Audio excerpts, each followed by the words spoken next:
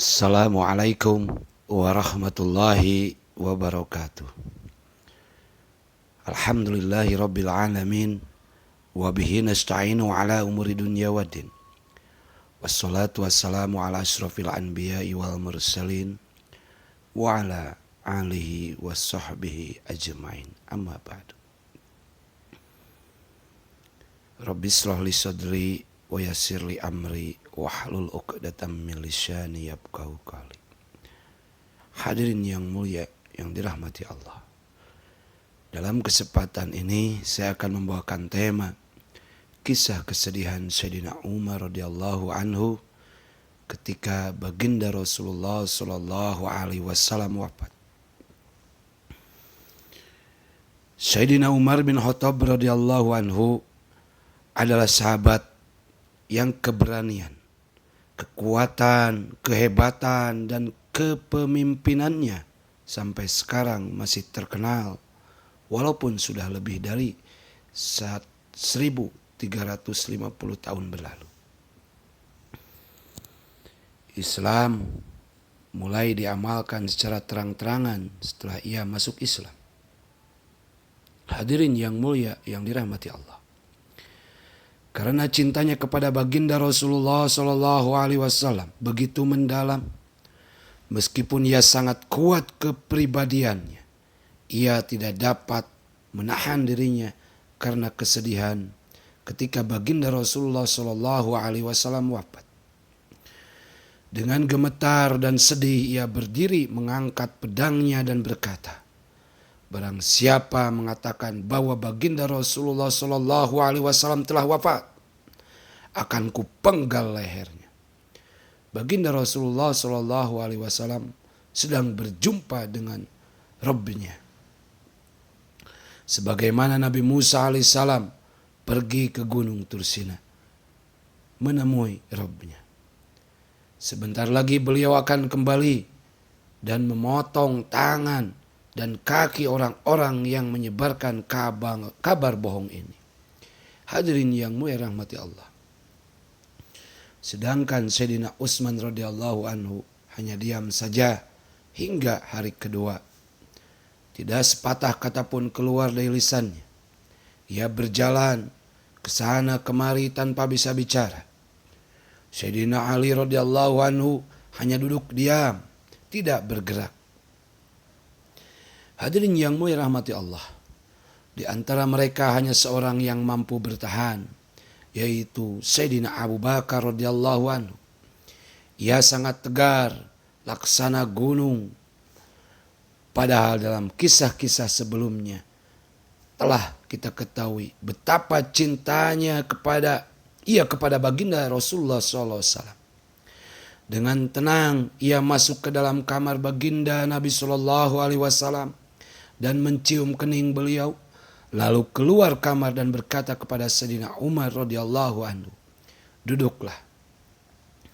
Kemudian ia berkhutbah, barang siapa menyembah baginda Nabi Muhammad SAW, ketahuilah bahwa baginda Nabi SAW telah wafat. Barang siapa menyembah Allah Subhanahu wa Ta'ala, sungguh Allah itu hidup dan abadi. Lalu ia membaca ayat Al-Quran. Wa ma Muhammadun illa rasulun qad khallat min qablihi rasul apa in mata au qutilan qalabatum ala aqabikum wa ma yanqalib ala aqibai falan yadullaha syai'a wa sayazzillahu syakirin. Muhammad itu tidak lain hanya seorang rasul. Dia bukan Tuhan yang tidak akan mati. Sungguh telah berlalu sebelumnya beberapa orang rasul. Apakah jika ia wafat atau dibunuh, kamu akan berbalik ke belakang atau murtad? Barang siapa berbalik ke belakang, maka ia tidak dapat mendatangkan mudarat kepada Allah sedikit pun. Dan Allah akan memberi balasan kepada orang-orang yang bersyukur. dijelaskan dalam firman Quran surat Al-Imran ayat 144 dari kitab Bayanul Quran. Hadirin yang dirahmati Allah, sepenggal kisah di sini mengandung faidah.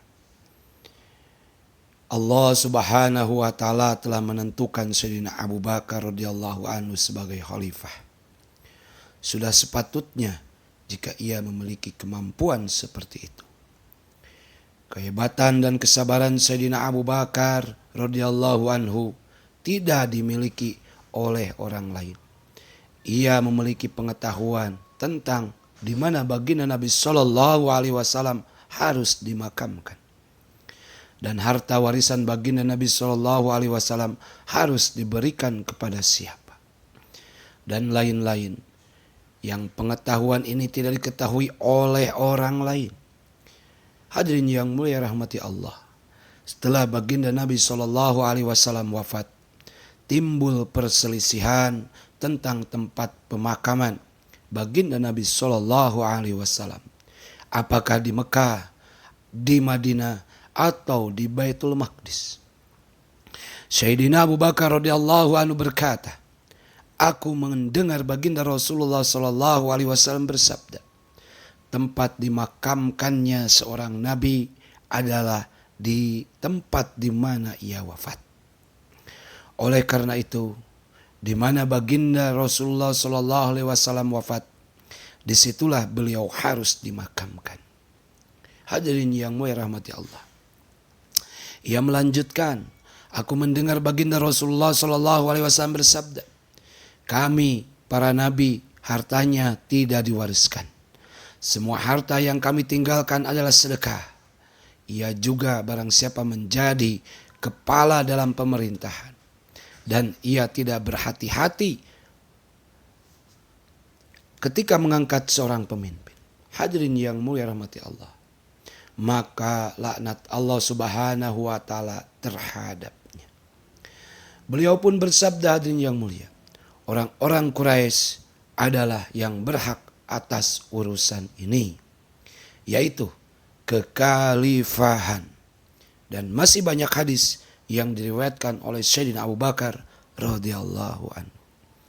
Hadirin yang dirahmati Allah, semoga bermanfaat dalam sepenggal kisah ini dan kita mengambil ibrahnya.